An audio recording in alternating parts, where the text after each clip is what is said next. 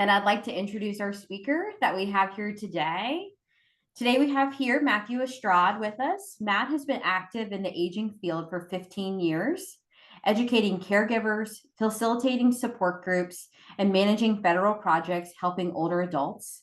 In 2019, he published the Peace with Dementia Rosary, Education Intentions Community, and he has an extensive list of free articles, videos, and podcasts online. His book will be available in Spanish in May of 2025. Congratulations on that. Matthew earned a master's in gerontology from the University of Louisiana at Monroe. Matt is such a good friend to our organization. It's so exciting to have him here today, and I will let you take it from here. All right. Thank you, Ellen, for the introduction, and great to see a lot of new faces and familiar faces. I really like this topic. Ellen reminded me that this has not been something so fundamental or foundational has not been presented in a while. So I think it's really good for us to kind of step back at some of the specialty topics that we have around dementia and take a look and see what is dementia and what are those signs and symptoms and all that. So we'll do that today. So let us begin. I hope let's see. Yeah. Okay, great. We're advancing. So these are my grandfathers, and they have ties into what I do today. So my grandfather, Milton, my maternal grandfather, had some type of dementia. We're still not sure exactly what it is. We have some ideas, but we're not exactly sure. This was in the early 90s when I started seeing some signs, and we all started, and it sort of like developed throughout the 90s. And then my grandfather Dominic was a caregiver for my grandma Gloria. She did not have dementia, but she did have some mental challenges, and we saw the stress weigh on him as a caregiver. So this touches me personally. I'm sure it touches those many of those that are here with us today in a personal way also. So that is my story and kind of what brings me into this field and how important it is for me. So as we begin, I think it's important to recognize that this is not just an academic presentation. So we're going to be talking about a lot of science and a lot about medicine and somewhat about psychology. But I don't see it as an academic presentation per se, because there's a lot of folks out there that you might be struggling this. So some of y'all might be professionals and working with families and patients, but some of y'all might be here because you have concerns about yourself, or you might have concerns about a loved one. So I want to recognize that some of the things we'll talk about in an academic nature have personal impacts. So there might be some tasks for all of us after this with patients or even with our family, hard tasks. So today is really about like some general advice and patterns, because those living with dementia and certainly families have different dynamics. We're all very diverse in who we are and our family makeup, et cetera. So our journey is going to be very different, but these are all generalizable things that we'll talk about. And of course, you're going to fine tune it towards your particular situation. And a lot of times that's by seeking the advice of a medical professional or a therapist, but to see what does this information mean to you and your family, and how do you journey with this. So I want to make a quick point of that. Like, not everything you see here might apply to you, but some of it will. And then it's, what do you do with that information? Because this is education, but there's a lot of things on here we're going to ask you, or I think is implied that you'll want to take action on. So I wish you prayers and good thoughts on as you do that, as you unpack what you learned today in your life. We are recording this, as Ellen said, and the slide deck that you see will be available in a PDF. So I'll get that to her in the next couple of days. And that includes my contact information, which will be on the last slide. Phone, email, website, things like that. So it's important to point out that while we will be talking about signs and symptoms today, this should not be used to diagnose anybody. Like, I can't diagnose anybody.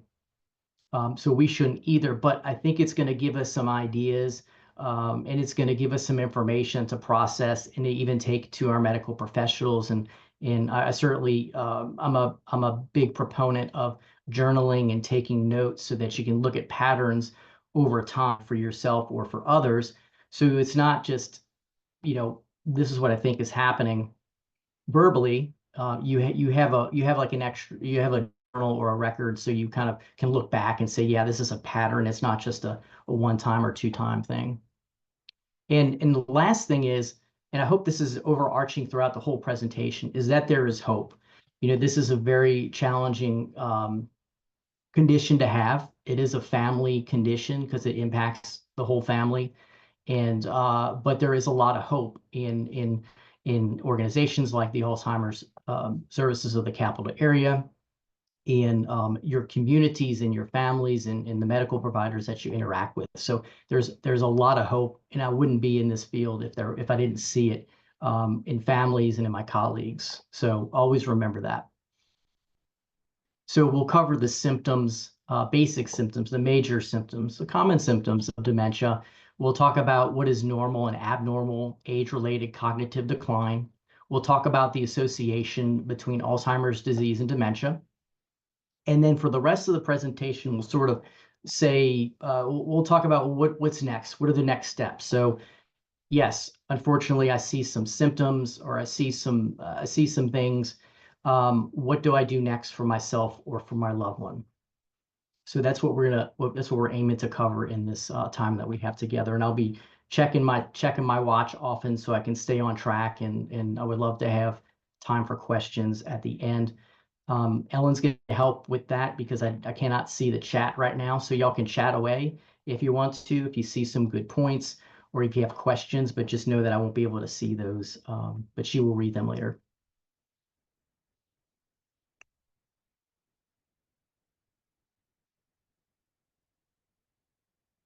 Oh, let's see, I think I froze.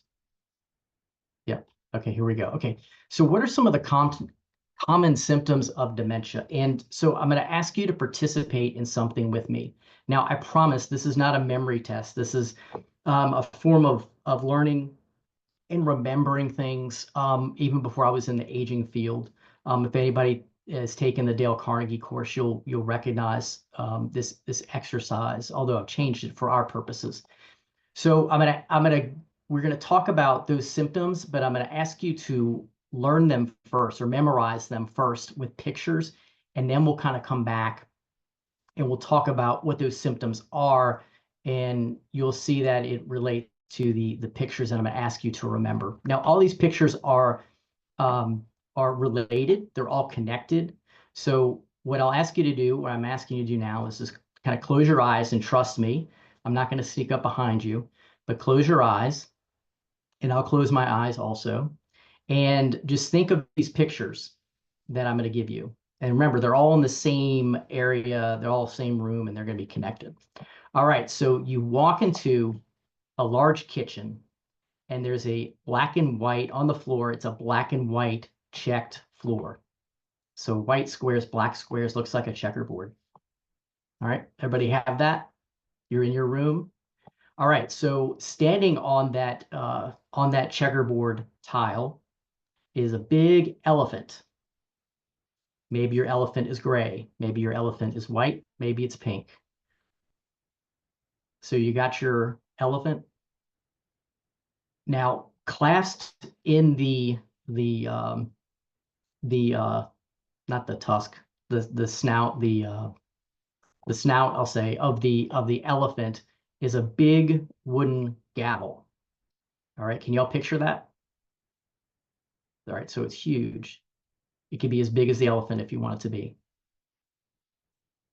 All right, all of a sudden, the elephant gets upset, gets angry, and it raises the gavel and it brings it down on the floor. And what is on the floor and gets hit is an old school dialing telephone. So the one with the rotary on it. All right, you'll have that picture. It can be any color that you want. Now, instead of the dial that you would turn with your finger, so everybody can picture that, instead of an actual dial with numbers and holes, that's a clock. That's a clock face. So as the gavel comes down and hits this telephone that has the clock face pops off and it rolls. So it's rolling. It hits a can of orange juice concentrate that was on the ground. And then that can of orange juice concentrate falls into one of the black squares, which is actually a hole. So let's recap real quick. So you have the black and white checkered kitchen. You have the elephant. The elephant is holding, I'll let you say this to yourself, is holding a gavel. The elephant gets upset, raises the gavel, smashes a telephone, an old school telephone. The dial on that is a clock face. The clock face pops off, rolls, hits a can of orange juice concentrate, which then falls into one of the black squares, which apparently is a hole. Okay, all right, so now you sort of have your memory. You can open your eyes now. So we just gave you all a picture to memorize, and I promise you this is not a memory test. So what do those things mean? How do they tie into the symptoms of dementia?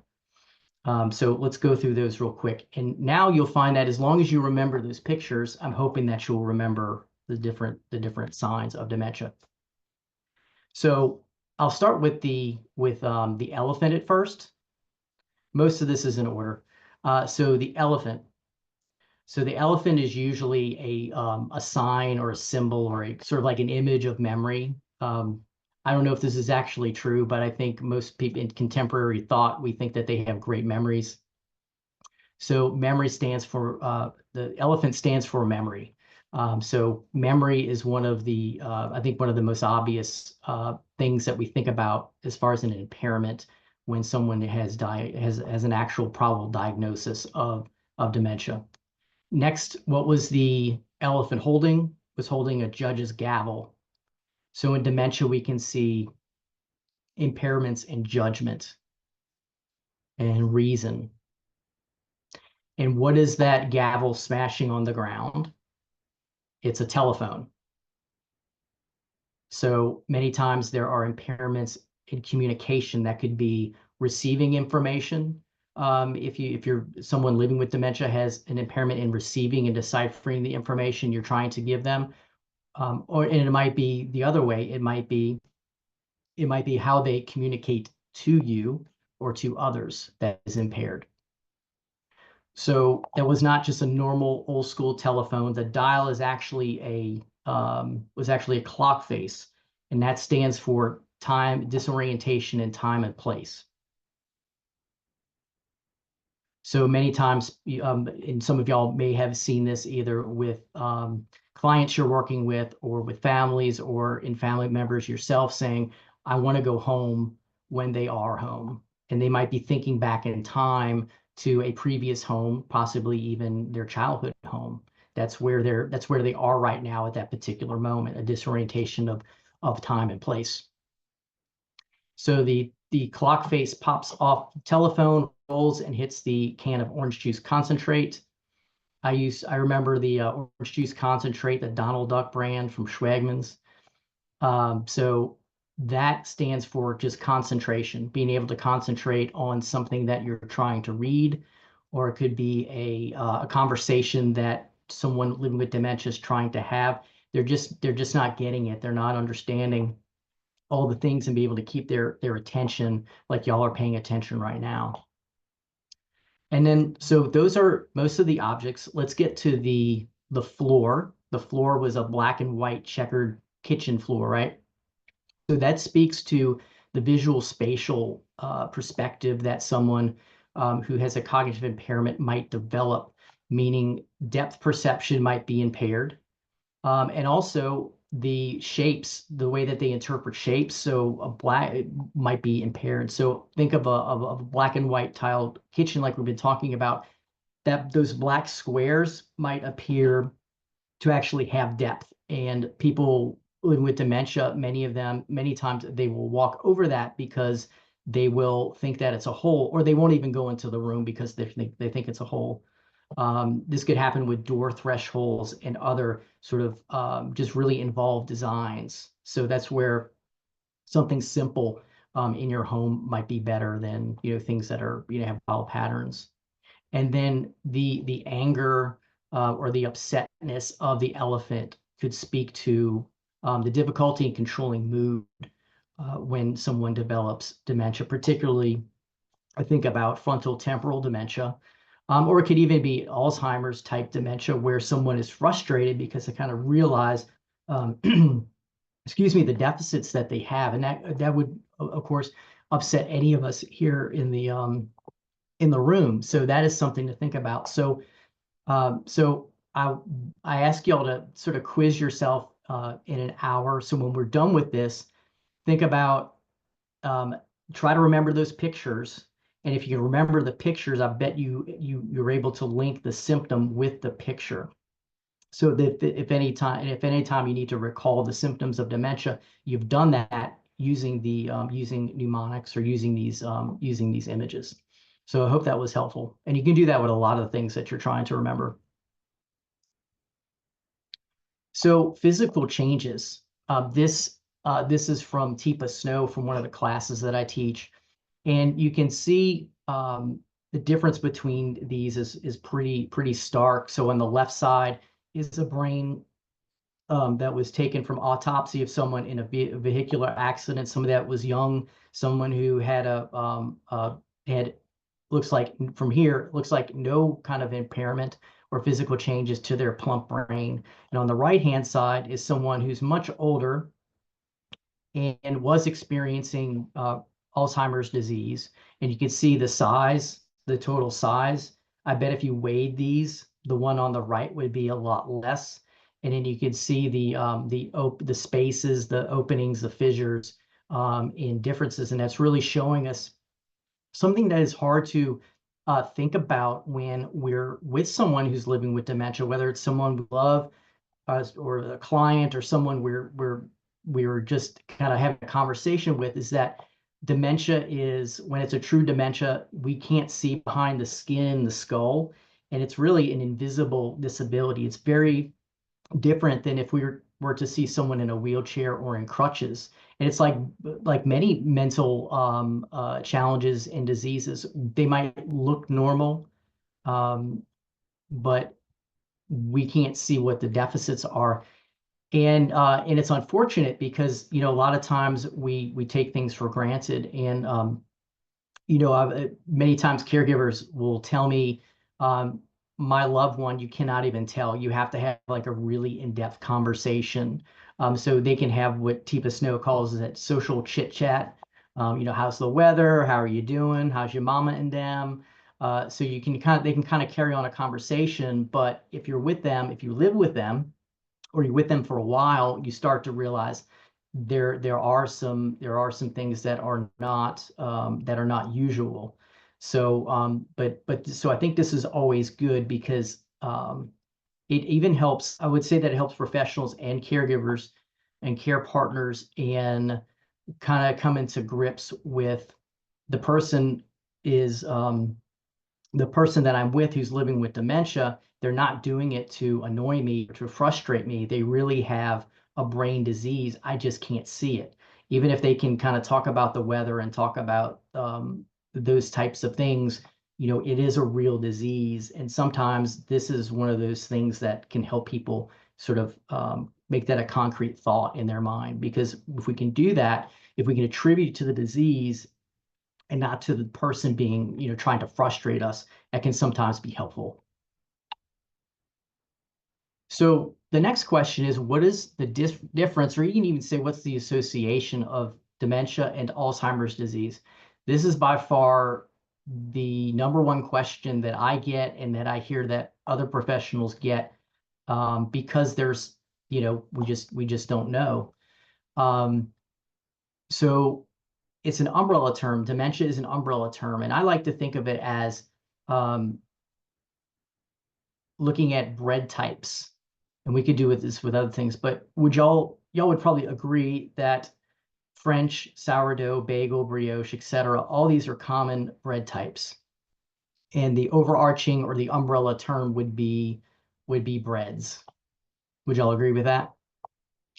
Well, it's very similar with dementia. Dementia is an umbrella term, and we have many different types. And you can see a list right here. So, and I won't speak about all of these. Some of these probably look very familiar, maybe some at the bottom, not so much. But Alzheimer's disease, we think, is between 60 and 80% of cases, followed by vascular disease, followed by Lewy body disease.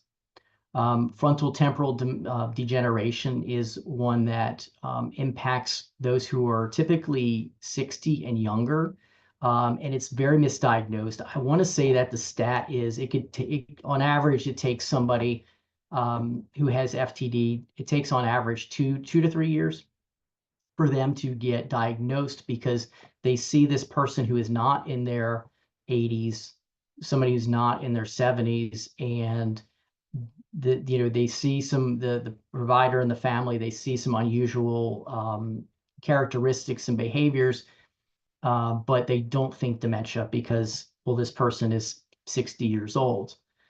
So Bruce Willis has been diagnosed with FTD. I think it's the primary progressive aphasia type, where the language is impacted, and not the memory or the behavioral variant.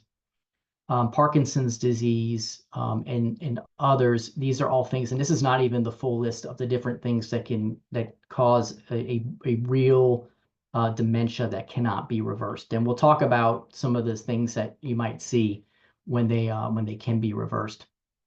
But the last thing I want to mention is that Alzheimer's disease can present many times with another one. Alzheimer's disease and vascular disease can be fairly common, where it's a mix of them, and that just brings different symptoms of each of these. So each of these diseases that cause dementia, they sort of have their hallmarks.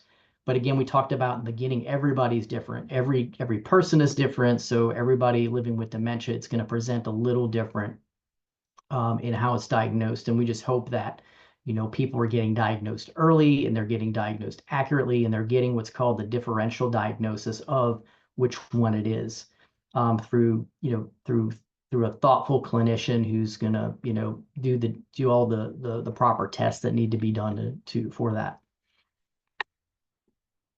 All right, so now we're going to talk about normal age-related cognitive decline and contrast that with normal with abnormal. So on the left-hand side, we'll have a scenario or sort of have like a clue, and on the right-hand side, we'll have another one. So the first one is the person cannot remember the details of a conversation or event that took place a year ago. So that's pretty normal, and that might even happen to me. And I am not even 50 yet, close to it, but not even. And then what would be abnormal is the person cannot recall the details of a recent conversation.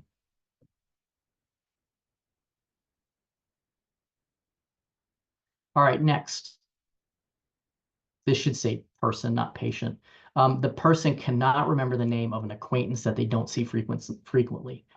Very normal. You see somebody at the grocery store, it might take a moment, but you'll probably remember them before you leave, or at least when you're in the parking lot. What's abnormal is if the person cannot remember the names of a family member.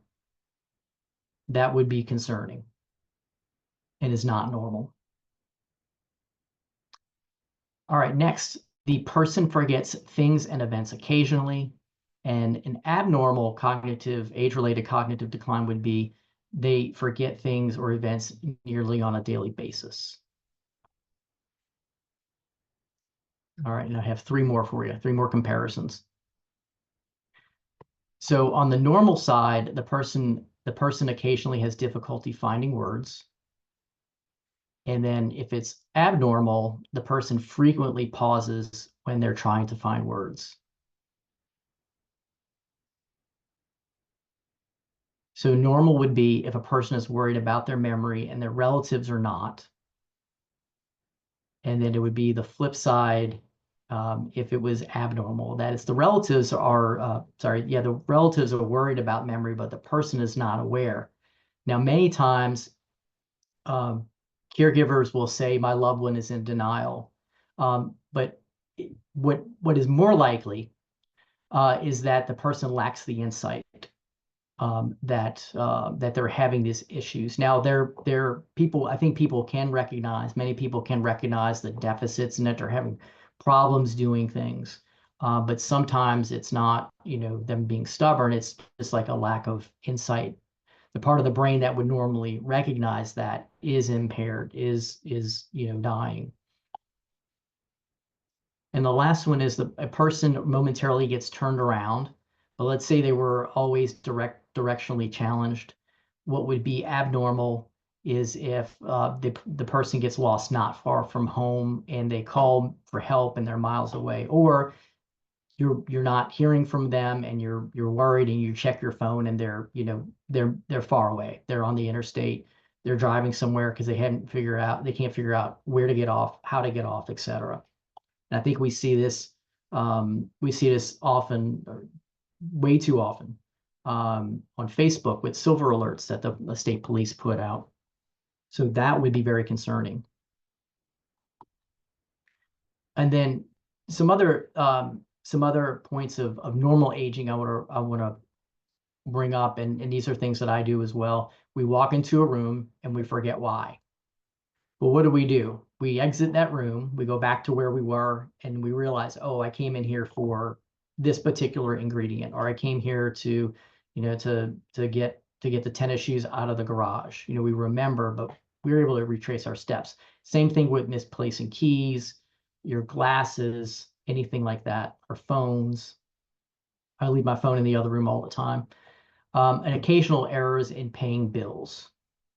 These are all pretty normal. And I would even attribute it to these items on the right-hand side. You stress, multitasking, thinking about way too many things, having a podcast on while you're trying to do something else and trying to do this other task right here, trying to cook and pay bills and listening to a podcast at the same time, or having the TV on. So we just, I don't think we were made to multitask so much, and we stress out when we're not able to do it. So these are things to consider about simplifying, but also not stressing out if you're not able to multitask.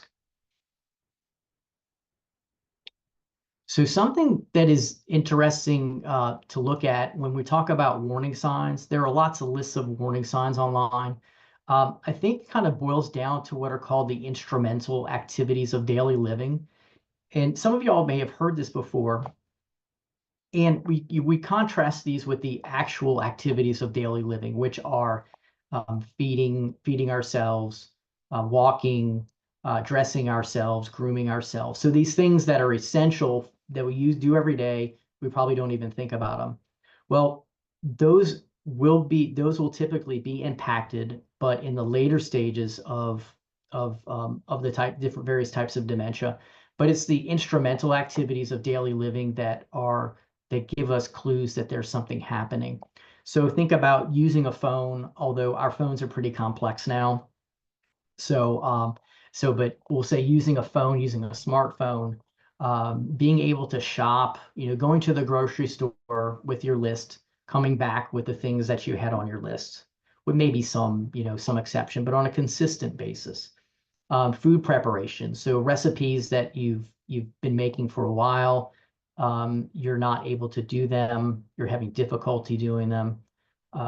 Housekeeping, laundry, operating the dishwasher, the washing machine, driving, we talked about that before, small fender benders, things like that, getting turned around where you normally wouldn't, or where a loved one would normally not be. The ability to take medicine on your own, and managing money. And unfortunately, sometimes it's the last two, or actually the last three. These are major things where if we have a deficit things are not, I guess, addressed soon that could be, a car accident, someone getting hurt. Taking medicine could be not taking the medicine that you need or maybe taking too much. Managing money could mean that you could get caught up in a scam, or you could just not pay your bills, and then the electricity gets turned off, and that's a surprise to others. Um, and you just did not think about the bills or have the bills, or you just know that that was something that needed to be taken care of on a long-term basis. And I always say that it's usually insufficient to detect any kind of cognitive impairment by a social conversation, especially if you are just phoning. So there's many caregivers across our nation that are long distance caregivers, and they pick up the phone and they talk to mom or dad every day, but they're not able to see what the house looks like. They're not able to see that there's not much food in the refrigerator, and that the food that is in there has stuff growing on it. So it's important that their eyes on that person. And that's why I think a lot of us hear about someone seeing these signs around the holidays. So Christmas, Thanksgiving, when there's a lot more visits and travel, and someone might be staying for a week with their parents or with others, and they start to, they get to really see what's happening, and they start to have concerns, and then conversations start happening in January.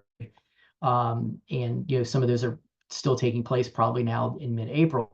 But these are sort of the things that you're going to be looking for, that you're probably going to see before anything. Now, those who are living with dementia, if they see that if they understand there are some deficits, there are many times ways for them to compensate where no one's going to know. And that might mean that it is something is happening, but it could be a mild cognitive impairment that develops into dementia, or it may not. The thing is, it's not disrupting their life. They're still able to take care of these tasks and take care of them well and take care of them safely. They're finding ways to compensate for them, but it may not actually develop into a particular dementia. So that's probably its own presentation on mild cognitive impairment. So what if you have concerns? So my advice, and I've shopped this around to providers all the time, it's pretty consistent when I talk to physicians, and that's your first stop is typically should be primary care. There's a couple of reasons for that. One is that your doctor, your primary care physician, assumably knows you. You've been seeing them for a while. They understand your history, and they're going to be able to screen for these things as well. Like, they'll be able to give you some basic screenings to see if there's any kind of concerns. And then if there is any kind of concern, then we'll kind of go through other things that they'll do. Then neurology and neuropsychology will usually get involved, and there'll be a referral from primary care to neurology. Um, another reason to consider primary care first is that you can usually get into your primary care doctor's office months and months before neurology. Neurology is, depending on where you live, it could be an 8-month wait until you can get into their office. So when you have concerns, you really don't want to waste any time. And as soon as you can get yourself or persuade your loved one to go to the doctor, you want to go there. The last reason, and there's probably a lot more reasons to look at primary care. The last one I can think of is that if your loved one is reluctant to go, and that might be pretty common, out of fear of what might be found or just lack of insight, is that your primary care physician or their primary care physician, they know their primary care physician, they have a relationship, so they're probably going to be more apt to going to see someone that they know than a neurologist that they probably never met, and just the idea of going to a neurologist might be scary. So these are some things to consider. Now, I would never advise someone to not go to neurology if they didn't mind waiting, or and as long as their insurance paid for that without a referral. So if you want to go to neurology, go to neurology and neuropsychology. But primary care is probably going to be sort of a surest way in my recommendation. I want to explain neuropsychology real quick for those who may not be familiar. So neuropsychology, this is a team led by a PhD or a PsyD. So they have their doctorate, but they're not a medical doctor. And their specialty is going to be this area, but also might be for young adults as well. So they're looking at they're apt at leading and also having their team members do cognitive assessments, be able to interpret that, and then give advice afterwards. And now many times a neuropsychologist will be partnered with a nurse practitioner or even a medical doctor, a neurologist in that case as needed, or just if there is or if there's a probable diagnosis, they're probably going to connect with a neurologist if medications are being considered, because a neuropsychologist cannot prescribe. I don't have it on here, but sometimes psychiatry kind of comes into play, and but I think I bring them up in another slide, so we'll talk about that a little later. And basically, your primary care physician and neurologist, if needed, is going through this process of elimination, looking at potential reversible causes that we'll talk about on the next slide to see if there are possibly any of these things that could mimic the symptoms of dementia. So that could be, there will be lab tests, that could be cognitive screenings and tests. Sometimes it's going to be imaging, and even then, it's a probable diagnosis. As they look at the results of these tests and also look at really what they call the clinical presentation, which is what is the caregiver, the care partner, the family member seeing at home. So many times they're going to interview the care partner and get their sort of observations over time, which is why it's good to journal tests, journal symptoms and signs. And actually, so the Dementia Minds group, who I know is going to be a speaker later this year. They have this awesome symptom checklist that you can go to, and it goes through all these symptoms and lets you sort of check them off, and even explains some of them. And this was developed by physicians who have developed dementia themselves. So that's a really neat way to sort of track things accurately over time. So what are some of these reversible symptoms? And one neuropsychologist, he said from his experience, about 10% of the patients that see him, that he sees, they end up having something reversible, which 10% is not a huge number, but I think that's enough to motivate anyone to say, hey, let me get into the doctor's office if I have concern, because these are things that could be impacting me and mimicking dementia. So sleep apnea, so they may order sleep tests and ask the care partner, what are the sleep patterns like? What are you observing? Depression, so that is something to screen and assess for. Hypothyroidism will come up in the blood work. Certain medications are not recommended for older adults. Just one class, there are a couple of classes, but one particular class I'll mention is anticholinergics. These are medications that you'll find in many drugs, sometimes allergy medicines, urinary medications as well. They cause confusion and a fogginess that could lead to falls, which is dangerous, of course. They could lead you to think that you have dementia, can lead to car accidents, etc. So I strongly advise you to check your medications. And sometimes doctors know about these and sometimes they don't. So it's, get that consultation at the pharmacist. Sometimes, we're offered that, but we don't always take them up on that offer. But take them up on it and asking them to look at all your medications as a whole, see if anything that might be contraindicated between themselves to cause side effects, or anything that might not be recommended for an older adult. And certainly there are more than these, but this is just one recommendation. And actually, by going through my father's medications one day, I found a drug that had these properties, and I let him know, and then he passed it on to his doctor, who prescribed something different. So he was able to still get something for whatever condition it was, but they found something without these anticholinergic properties. B12 deficiency is something. This is something very real. I met somebody after giving a talk, and this was their experience. Their husband had a B12 deficiency. They were able to remediate that. Certain infections can cause symptoms, and certainly issues with eyes and ears can cause disorientation and things that might mimic the signs of dementia. Let's see how we're doing on time. Okay. All right. So if there is, continuing this thought of, if there are concerns and you find that there is a probable diagnosis, it's time to really rally the troops, both the family, the friends, and your medical team. And here, this is a list of 12, and there's actually more. I think there's actually a list of 20 that I thought of and kind of tie to something specific that they'll do. So of course we have a primary care physician that's going to stay involved.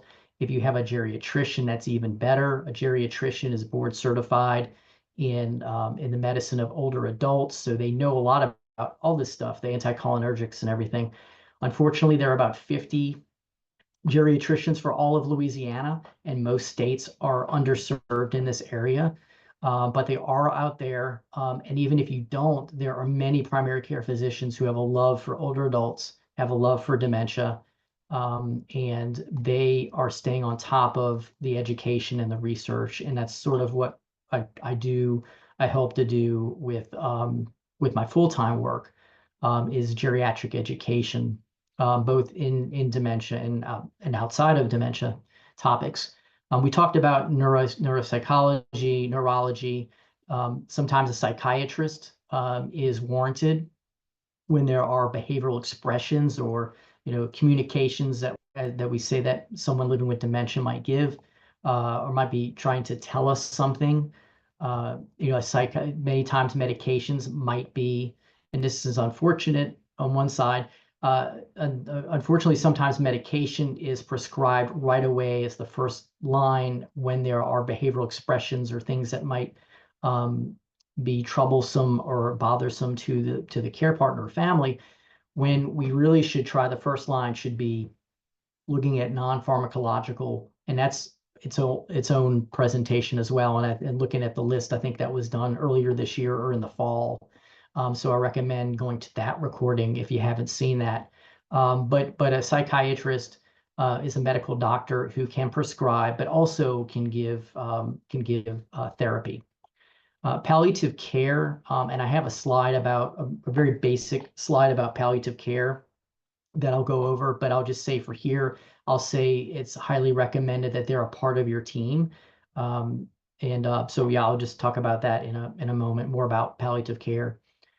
Social workers, these are unsung heroes. They do so much, and hopefully where you go for your medical care, hopefully they give you access to a social worker or a care team navigator, who are just in this day in and day out, and they really partner with the care partners out there. The pharmacist, you want to keep them involved. You want to check with them. If it's a geriatric pharmacist, even better. But you want to ask them as many questions as you need to. A spiritual leader, so this could be a priest, a rabbi, a pastor, what have you, but someone to talk with, because invariably, because this is such a challenging condition, it brings a lot of existential questions, and sometimes can bring despair. But then, those who have a strong faith, they have a lot to lean on, so they can go to their spiritual leader with challenging questions and to see kind of like, what does this mean? My life is so different now, and why did this happen? So I encourage that highly. A lot of my other work is in that area. An attorney, of course, power of attorney and living will, and just making sure all your ducks are in a row. Same thing with your accountant or financial advisor. checking to see what your resources are, if you should have to eventually need care outside of the home, either bringing care into the home or moving out. It's good to know where you are, where that stands. A personal trainer can be important, because many times a care partner might, try to get their loved one to do chair exercises at home to YouTube. Uh, Sometimes somebody will only get up and do those things for someone else, like that they don't know or don't know well. So, and trainers can sometimes have a way of motivating somebody and helping them getting fit or flexible, or just moving around and retain as much ability as possible. A counselor or therapist can be so helpful, and I'll have them on another list of of services that where there's science behind availing yourself to these professionals. Speech therapy, occupational therapy, nutritionists. These are all wonderful um, team members that sometimes we may not think of, or may not think of until, I don't want to say it's too late, but maybe it's like you find these and start working with them, and it could have been, maybe you could have started a month or 3 months ago. So this is all really food for thought to remember who they are, who these are. And some of these, I should note, are covered by insurance, but some aren't. Some are if there's a referral involved. So just make sure you check all your benefits and you kind of know what to expect there. But these are all well worth considering. So lifestyle modification. So we'll shift into not just prevention, but living uh, living well for that person living with dementia. So we want to keep them as healthy as possible. These are some of the things that we found that there's evidence behind their help reduce our risk of developing a cognitive impairment. Actually, I'll have a slide that has even more on it. But I'll focus on these particularly. And these are the same ones that a lot of the Alzheimer's advocacy groups will sort of have as their 4 or 5 pillars of health and risk reduction. It's eating well. There's a lot of evidence of the Mediterranean diet, the DASH diet, intermittent fasting, some kind of physical activity. There's a lot of evidence of this, of walking. I want to say walking 20 minutes at a brisk rate for 5 days can increase the size of your hippocampus, which is what I want. So that is something to consider. Intellectual stimulation, so staying busy. It's not just crossword puzzles or Sudoku, unless you really enjoy doing that. But it could be just learning new things, or learning things that you're not used to, or even learning things you don't agree with, to kind of like understand, like in a debate way, a new idea. Socialization, staying involved in your faith-based organizations or fraternal organizations, or beautify or keep Mandeville beautiful, keep Metairie beautiful, keep Baton Rouge beautiful, gardening club, things like that. But staying active with people. And the last one I'll talk about in detail is actually the number one modifiable risk factor, and that's having a hearing device.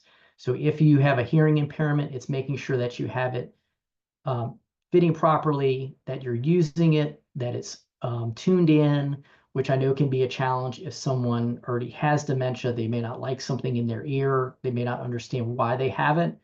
But as far as prevention, that's good for orientation for them.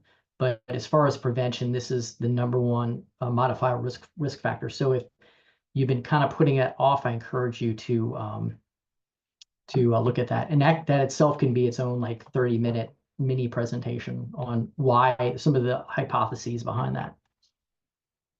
All right, so speaking of modifiable risk factors, I won't go into detail, but this is a very pretty diagram that came out last year. This is the 3rd version of the Lancet's list of modifiable risk factors. The Lancet is a very prestigious British medical journal, and they've had this commission for many years, and this is their latest version of the different modifiable risk factors. So these are things to look at. We see hearing is 7% right here. So if you can make sure that your hearing is always sort of up to where it needs to be, you could potentially reduce your risk of dementia by 7%.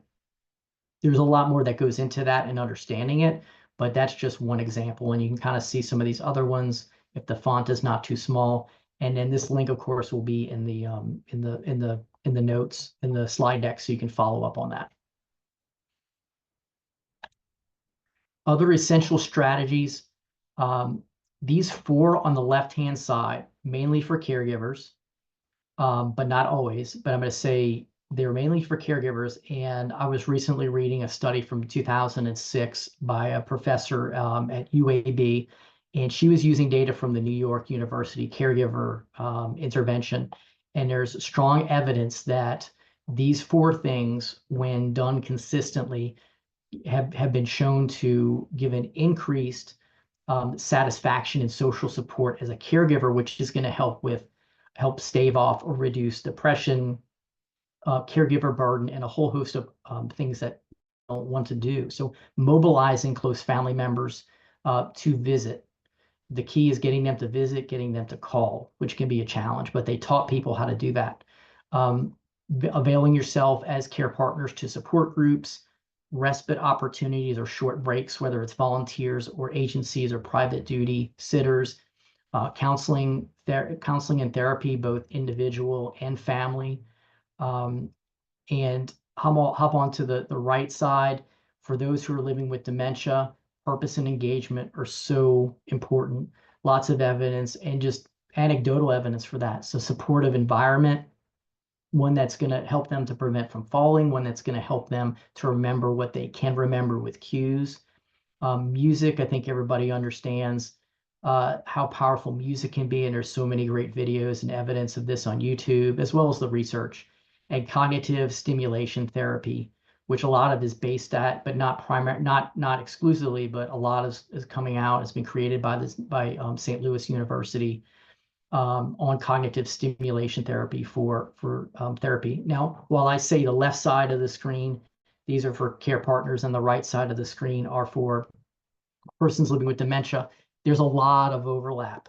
Caregivers, care partners can benefit from a supportive environment, from purpose and music.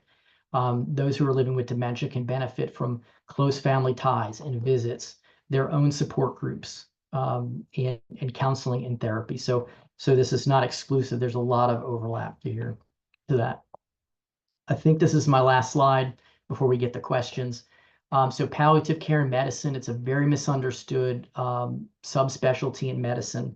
So I hope, so I know that y'all are going to have, I don't know, it might be I think it's the next lunch and learn that y'all have is going to be on palliative care and hospice. So I'm really excited about that, but just sort of as a overall preview before then, and please attend that one.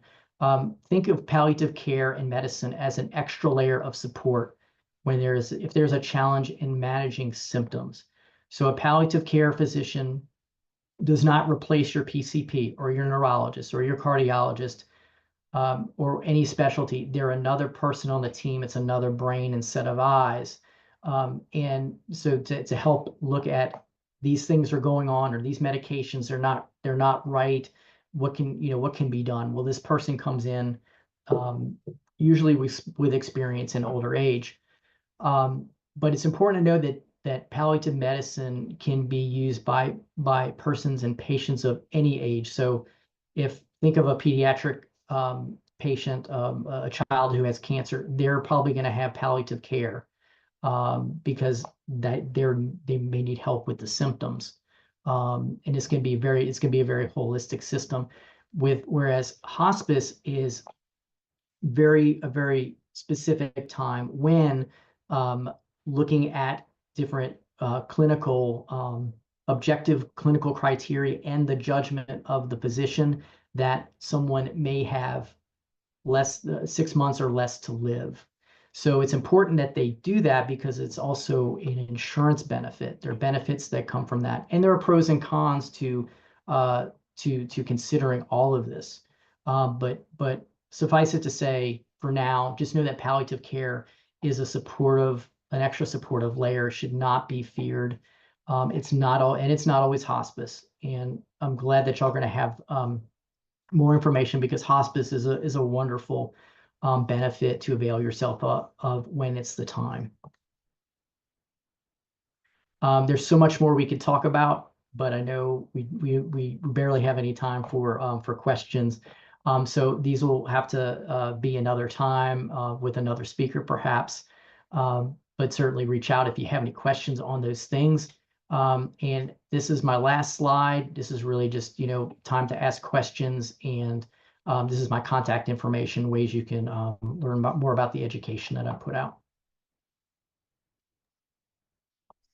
Thank you so much, Matt. That was a fantastic presentation. Um, Excellent job. I think explaining everything, it was so informative. A few of my takeaways that I'm just still thinking about. I love your bread analogy. I think trying to explain the differences of I agree. One of the most common questions, what's the difference between Alzheimer's and dementia? And when you start talking about the umbrella and all the different types, it sometimes gets really confusing and mixed up. But the bread analogy is probably the best I've ever heard. I might borrow that because that was Oh, fantastic. I really like thank you. Please do. that. Please borrow it. And a couple other things I just wanted to just say that I really appreciated. I really liked the talk about gathering of your team, but I also thought you did such a nice job of giving us a lot of hope and things to cling on to, of things that we can do in our life that can really reduce that risk. So major kudos to you on that. So thank you so much. Thank you. If anybody has any questions for Matt, we do have a couple more minutes here. We do have a lot of good feedback for you, Matt, in the chat, which I'll save for you and send to you. We'll give everybody a couple minutes just in case they have anything. Yeah. Thanks for all the kind words, everybody.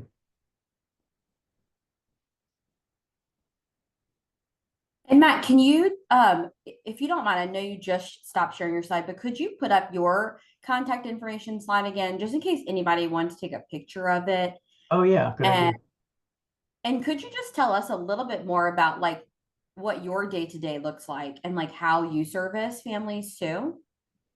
Yeah, so I help work on so I do two things. My full-time job is working with Auctioner on the geriatric workforce enhancement program. And that is, so I mentioned that there are 50 geriatricians in the state, and probably the same amount they're also underserved in Mississippi. But the project's overarching goal is to try to train physicians in geriatrics, not exclusively in dementia, but a lot of it is in dementia. And we're trying to train them up. So all those primary care physicians that I'm asking everybody to go see first, so that they are confident, that they know how to diagnose, so they feel comfortable diagnosing, and then making that referral, or if it just stays in primary care, if it's not ready for neurology, that they know how to journey with that person and sharing the resources. So I do that. And then Catholic Aging is a ministry that I founded 5-6 years ago, with that book that was mentioned, The Peace with Dementia Rosary. And we try to look at, we explore dementia, not just dementia, but aging, and looking at it through the lens of faith. And I think that's where a lot of the hope that I talk about comes from. Of course, it's in our care teams, it's in our medical providers, and our community partners like yourself, but a lot of it comes from faith. So explore that through that ministry as well. Thank you, Matt. Let's see. We do have Gina mentioned in the comments. Feel free to drop the name of geriatricians and geriatric psychiatrists that you would recommend. Great feedback. Both can be difficult things to find, like Matt said. We definitely have a shortage here in the state of Louisiana. So we are right at that 1 o'clock hour, Matt. So I thank you for your time. I want to be respectful of the time that you've given us today. So thank you so much. If anybody has any other questions or feedback to go with Gina's question or Matt's presentation, feel free to send that to me, and I'm always happy to share that afterwards too. But fantastic job today, and thanks to everyone who took time to come and listen with us today. We'll see y'all next time. Thank you, Matt. Yes, pleasure. Thank you, everybody. Great to see y'all.